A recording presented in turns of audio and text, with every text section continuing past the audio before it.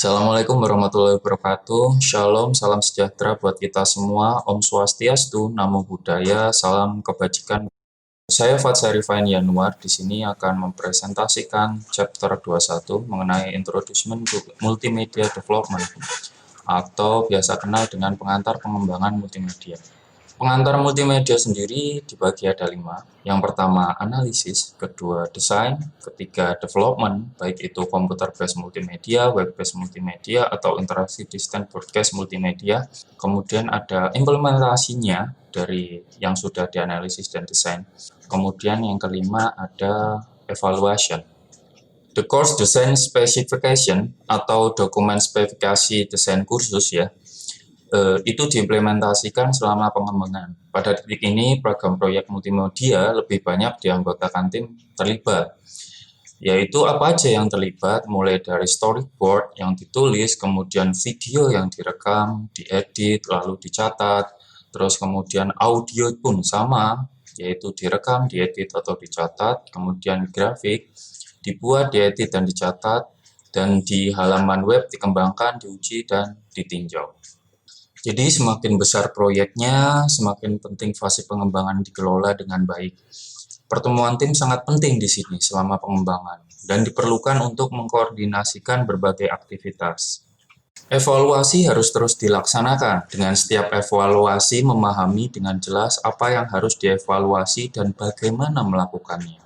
Kemudian, apapun jenis multimedianya, prinsip pengembangan pada dasarnya itu tetap sama. Yang pertama ada buat kerangka alat pengembangannya, terus spesifikasi pengembangannya, dan standarnya. Selanjutnya ada kembangkan elemen media yang sesuai dengan kerangka kerja. Terus yang ketiga ada ditinjau setelah produk diproduksi, dikembangkan, ditinjau, dan direvisi produk tersebut. Yang terakhir, terapkan atau implementasi produk jadi tersebut. Terus ada multimedia development methodology atau metodologi pengembangan multimedia yang berhasil itu cenderung mencakup elemen-elemen berikut. Yang pertama itu membuat prototipe. Membuat prototipe sistem aplikasi awal untuk meninjau, menguji, dan menyetujui desain antarmuka, elemen media, skrip, atau peta. Ini adalah metode yang efisien untuk pengembangan cepat. Kemudian ada perkembangan evolusioner, yaitu menggunakan setiap tahap pembuatan prototipe dan pengembangan sebagai dasar untuk pengembangan prototipe berikutnya. Kemudian ada penggunaan Rapid Development Tool, atau biasa disingkat RTD ya, atau alat pengembangan cepat. Template ini berguna untuk proyek pengembangan paralel. Mereka sangat berguna dalam proyek di mana konten ditambahkan dalam proses berulang, karena tersedia template-nya. Jadi contohnya adalah Intellinex atau bisa diunggah melalui website www.intellinex.com, yaitu perusahaan dari Ernst Young yang memproduksi salah satu alat atau menyediakan alat pengembangan yang begitu cepat atau RTD tadi. Jadi berikut ini adalah gambaran atau screen capture dari Intellinex. Di situ ada gambar daftar isi dan isi, yaitu template yang memungkinkan developer kursus untuk membangun komponen kursus tersebut. Kemudian gambar 21.2 adalah layar template tempat pengembangan mengakses kursus yang ada. Setiap kursus yang tercantum mencangkup garis status untuk mengidentifikasi keadaan penciptanya. Artinya, pengembangan dan produksi, development and products.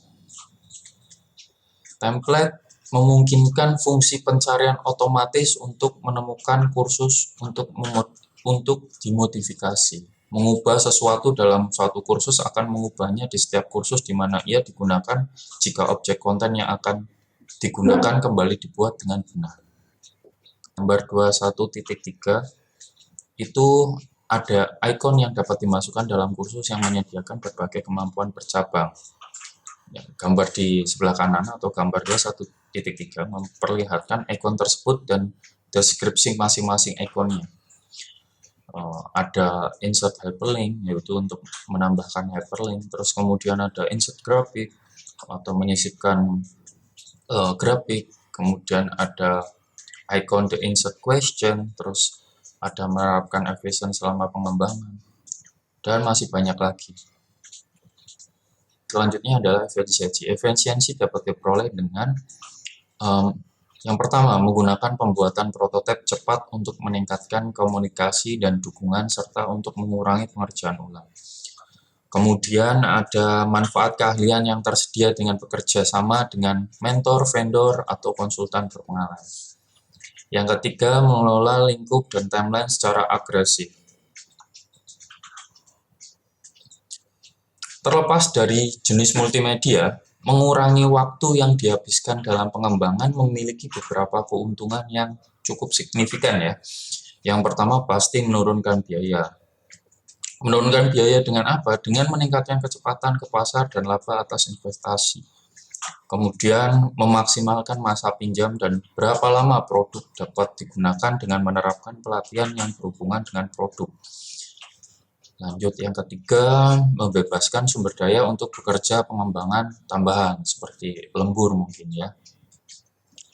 Dampak learning terhadap pengembangan dan implementasi ada dua, yaitu yang pertama, konsekuensi positif dari model penyampaian baru ini adalah orang berkolaborasi secara virtual untuk berbagi pengetahuan dan meningkatkan kinerja. Kemudian dari dampak negatifnya, model pembelajaran learning ini adalah kemampuan merancang learning yang jauh melampaui kemampuan infrastruktur untuk menyampaikannya.